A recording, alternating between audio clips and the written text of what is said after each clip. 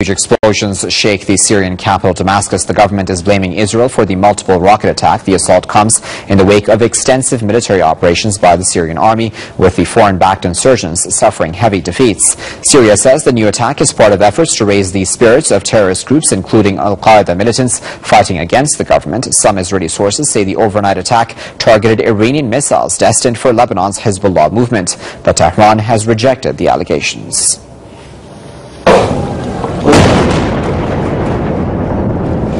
Massive blasts ripped through the Syrian capital, Damascus. The government is blaming Israel for the multiple rocket attacks. According to reports by Syrian media, the Israeli rocket attack targeted a research center in Jamraya, in the northwest of Damascus. Some Israeli sources say the overnight attack targeted Iranian missiles destined for Lebanon's Hezbollah movement. Israel targeted the same research facility back in January. The assault comes in the wake of extensive military operations by the Syrian army, inflicting heavy losses on the foreign-backed insurgents.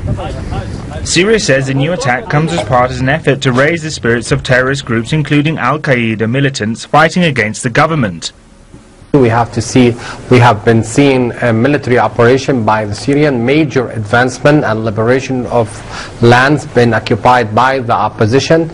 I think the Israeli came to the rescue of the Syrian opposition, came to the rescue of al-Qaeda, and they want to enter and fight on the opposition side.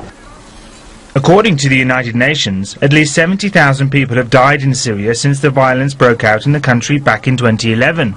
The Syrian government blames the United States, its Western and regional allies including Qatar, Turkey, Saudi Arabia, for fueling the unrest by supporting armed groups.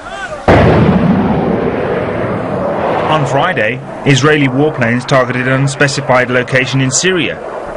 Israeli officials claim the attack targeted a shipment of advanced missiles bound for the Lebanese resistance movement Hezbollah.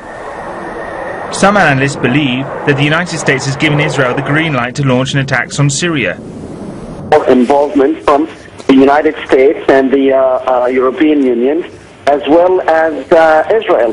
For them, I would have expected the United States to attack, and that would have probably not been as bad as if Israel attacks. So why they have allowed and gave the green light to Israel to attack Syria, that remains to be answered. Security is important. US President Barack Obama has recently said that Israel has the right to protect itself against transfer of arms to Lebanon's resistance movement Hezbollah. Earlier this week, Tel Aviv called up several thousand reservists for what it called a surprise military exercise near the Lebanese border. Hezbollah has warned that any Israeli military action against Lebanon will trigger a crushing response. Israel waged a 33-day war against Lebanon back in 2006. More than 120 Israeli soldiers and over 1,000 Lebanese, most of them civilians, were killed in the aggression. Now there are growing fears that any such confrontation will further destabilize the Middle East region. Well, to discuss that a bit further, I join Mr. Ala Ibrahim, who is a political analyst, who is joining us live now from Damascus. Sir, thanks a lot for joining us. Now, we've heard two reasons for this Israeli strike in Syria. Firstly, from the Israelis themselves, that they were trying to stop missiles from reaching Hezbollah, and the second from the Syrian government saying that this was an attempt to try to boost the morale of the insurgents. Where do you stand on this? Well, I think it's a combination of both, and I would like to add to that, I think it's a move of intimidation. The Israelis are trying to show that now that the Syrian army has lost some of its aerial defense powers, the Israelis are stretching their muscles more than once and showing that they can infiltrate Syrian airspace with their missiles and fighter jets when they want. I think in a broader sense, this is not just a direct aid movement to the rebels. This is not only an act against alleged shipments of weapons, if there is such a thing really. I think more and more this is Israel trying to manipulate the events in Syria to push it in the direction that it feels it will best serve its interest. Let's bear in mind, just last week, key and high-ranking intelligence and military officials in Israel said that anyone who doesn't understand that the toppling of the Syrian government or the Syrian regime, as anyone who doesn't understand this as a pure interest to Israel is short-sighted or underinformed or something to that effect. So I think Israel is trying to manipulate the course of events in Syria to better serve its interests, which is to destroy the country and bring down the government. So then do you believe that such manipulation will work, and will it work in the insurgents' favor at all? Well, I think when we're speaking about the insurgents and Israel, there's something very suspicious going on.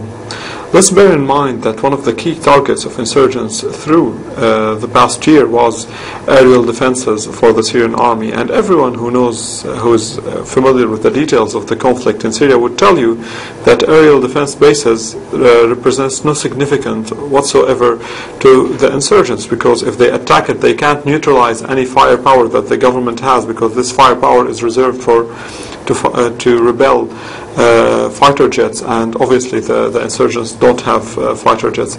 So it was very suspicious and weird actually at that time to see that the rebels would make a point out of attacking aerial defense bases.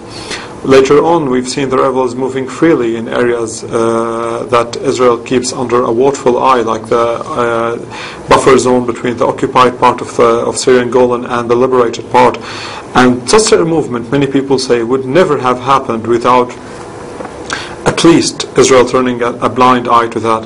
So all in all, I think something is very suspicious here, allow me to say, and they seem to complement each other. Maybe this is not an agreement between the two sides, but their efforts seem to be complementary to one another, and they seem to be going in the same direction. All right, we'll have to leave it for now, but of course we do appreciate your insight as always. That's Mr. Ella Ibrahim speaking to us live from Damascus.